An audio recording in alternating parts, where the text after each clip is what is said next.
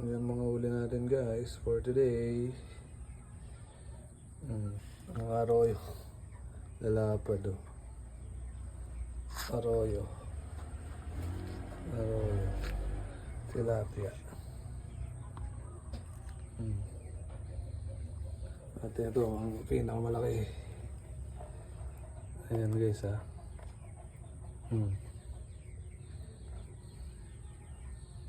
Mga sa... Hindi ko alam kung mga may 1 kilo to. Laki na ng ano guys oh. Chopping board. Solid dyan oh.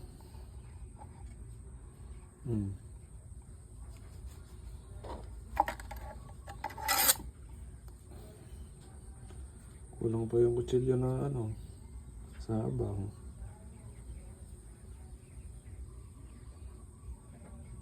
Alright.